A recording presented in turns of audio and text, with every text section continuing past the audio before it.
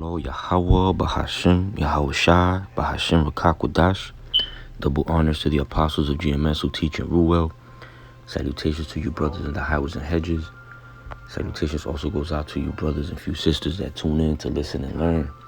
I'm the brother Malak from the Diligent Soldier Camp here in Boston, Mass. And as always, I pray this lesson be edifying to the elect. The name of this one is, you could call us crazy, but you can never call us liars.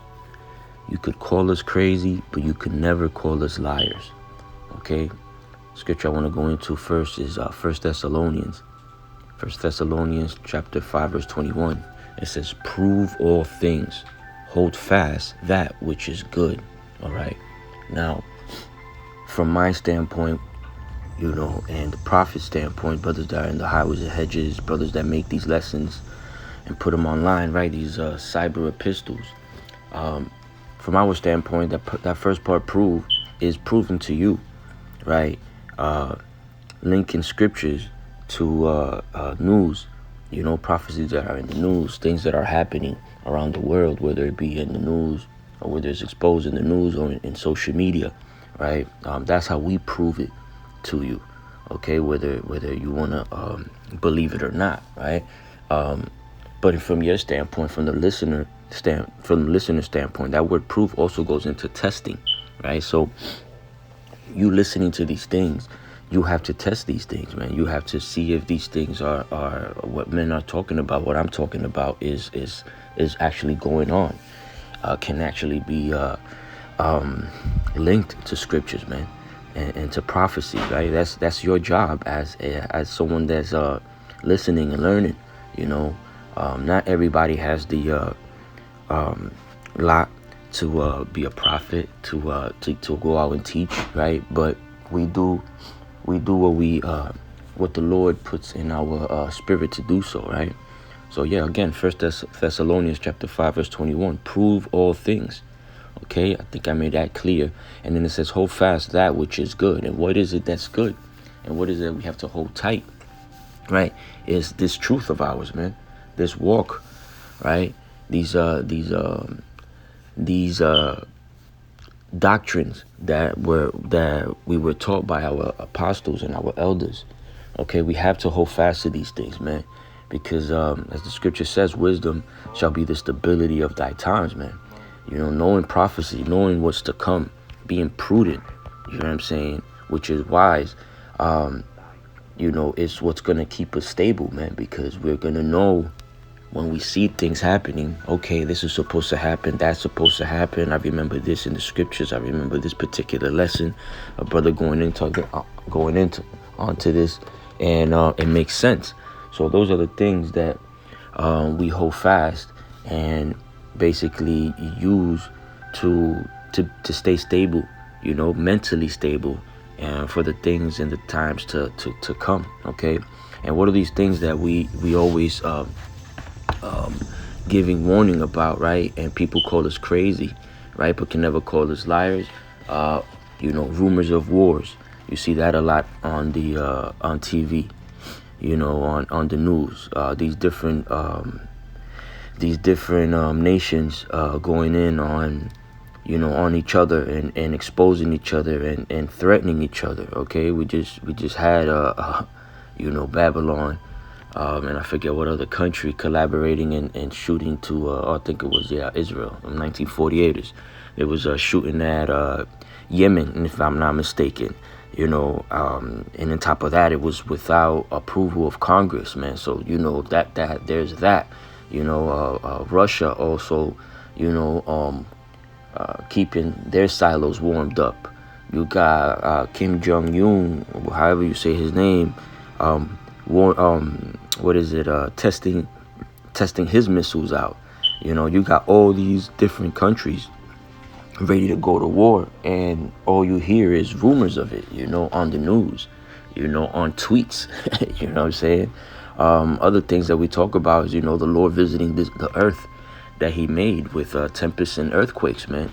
There's an increase of earthquakes, thousands of them go off every day, but lately it has increased, man, and that's a way of measuring the times. You know what I'm saying? And we talk about these things and we warn people about these things, but they call us crazy, right? But they can't call us liars because these things are happening. Or other things we talk about, all right, Babylon being divided. You know, this country has never been so divided, man, since Trumpito and Biden has been in office, man.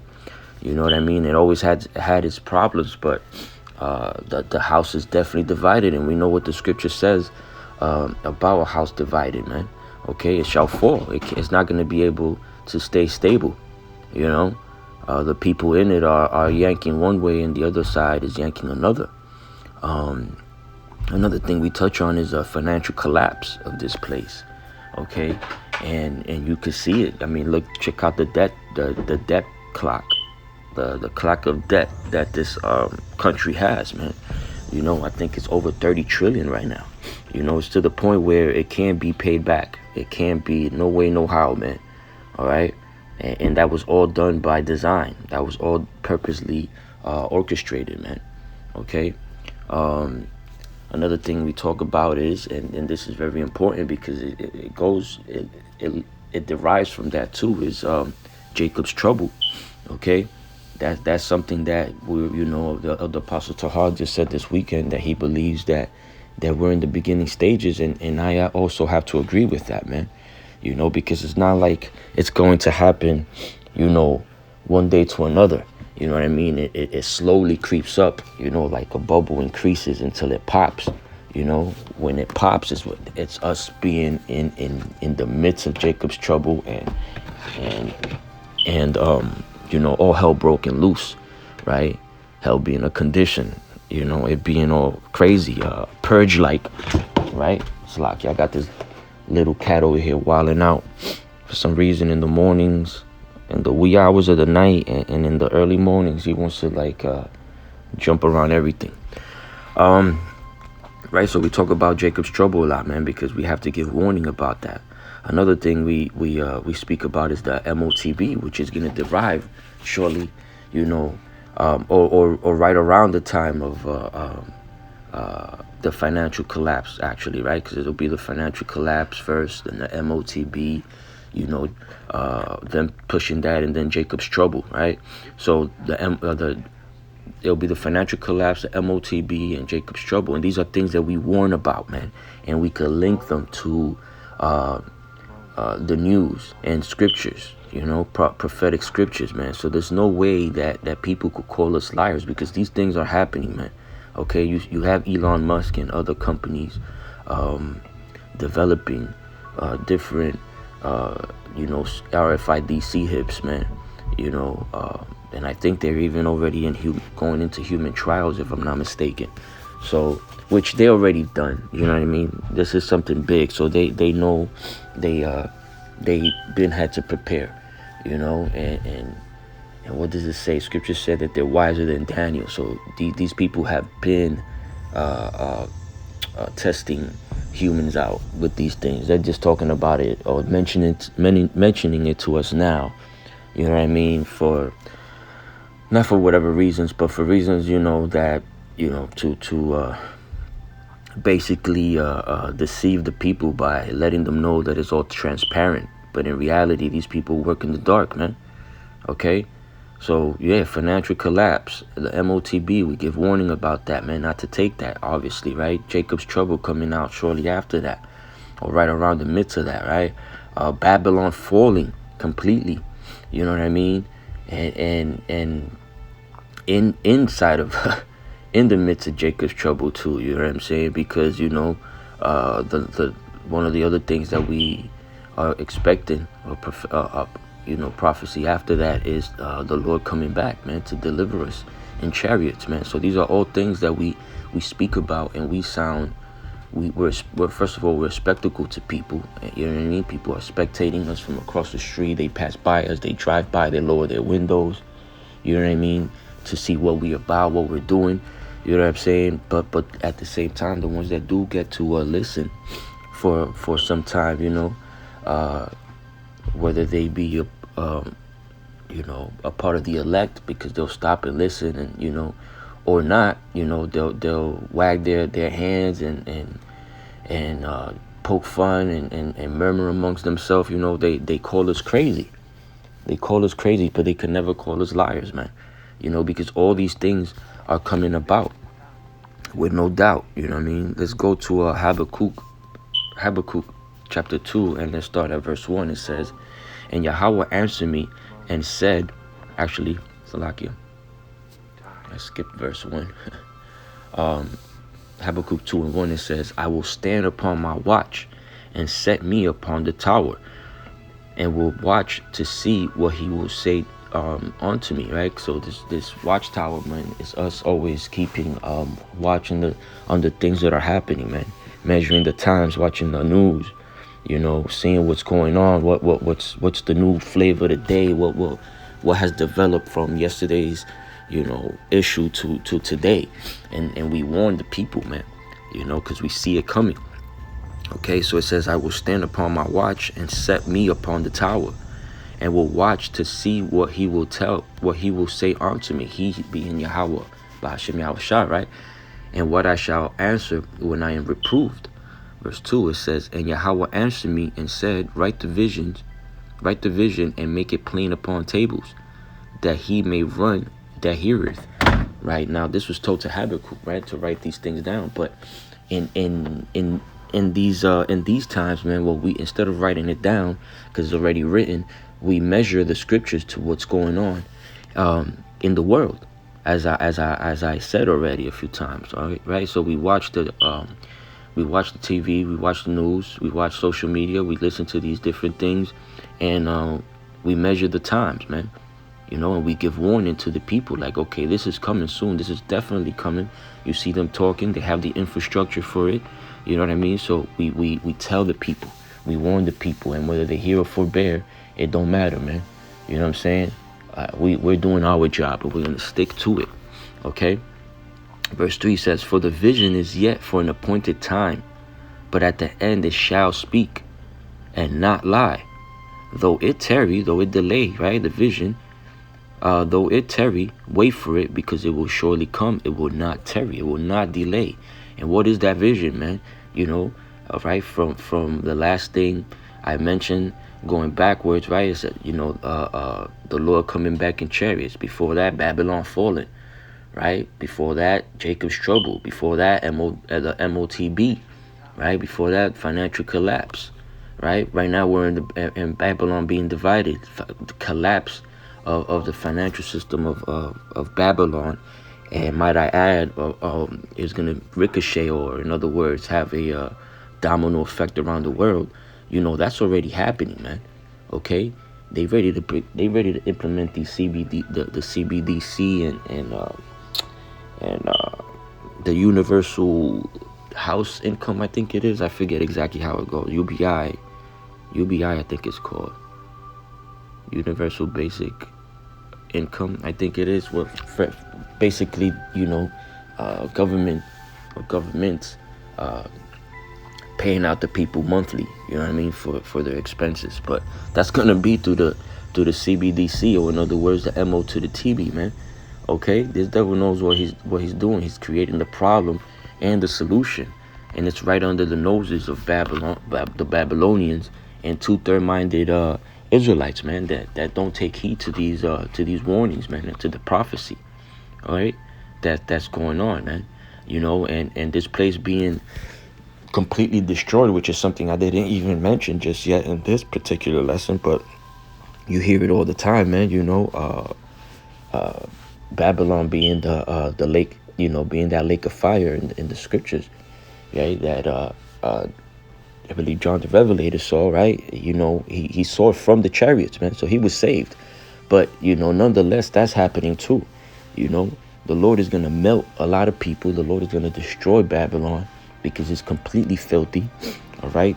Down to like the depths of it, no matter how deep these devils, no matter how deep they cut underground, man, the Lord is going to reach all that, and then some. Because that's the only way to purify this place, man. Anywhere this devil goes, he defiles it, man. He corrupts it. God know, the Lord knows what the hell this man is doing down there, man. You know what I'm saying? Besides just building himself bunkers and shit like that, you know, this man got to be doing some wild shit, you know, from drinking blood to sacrificing children to doing all types of crazy shit down there, man. You know, but the Lord's pulling this man's card, man. We're seeing all these things, man, and we're warning everybody about it, man. But you see, these other camps, they don't give you no warning. You know, they're not measuring the times and teaching the people how to measure the times, because a lot of these camps are in it for filthy lucre, right? For money, for mammon, you know, serving mammon. You know, they might have the appearance of being men of the Lord, man, but the Lord knows that, you know, sees them from the inside, man, and knows that they're corrupted. You know, we shall know them by their fruits, you know, us being, you know, mere humans. You know, but men of the Lord shall know them by their fruits, man. You know, and other camps are not even teaching the name. You know, they'll change their names into some type of Hebrew, whether it be Yiddish or Paleo, right? They'll change their names, but they won't call upon the Lord's name. You know, giving themselves glory and not the Lord, man. That's totally off, and it's gonna get them killed in their congregation, man. Other ones, you know, don't even believe in the men of the Lord that wrote these scriptures, man. You got a couple camps that are like that. ISUPK and you know, calling Paul, or I forget who it was, John the Revelator. I forget exactly. They was calling them, you know, fried fish or some shit like that. Some wild, crazy shit. You know what I mean? And then you got Sakari, you know, what was it that those guys were doing? Oh yeah, they were saying that Paul's writings are not the Lord's, you know, basically are not inspired by the Lord, basically. You know what I'm saying? So, you know, there's a lot of madness going on, man. You know, to the point where you got these guys out here in Boston that broke off from the GMS Boston camp, teaching that heathens can make it, that these other nations can make it. And hell doctrines and all types of crazy Christianity, wackiness, man. You know what I'm saying? But hey, you know, everybody's in their lot, man. Everybody's in their lot, and everybody's playing their script. But over here, man, we're gonna give warning, man. You know, we're gonna be sticking to the script, man. But these other camps, for now, they're not warning these other camps are not warning the people or their congregation, man. Okay, this is Isaiah chapter 8, verse 20. It says, to the law and the testimony, if they speak not according to this word, it's because there is no light in them. Okay, so a lot of these camps, all they really have is financial gain. You know what I mean? And gaining 2/3.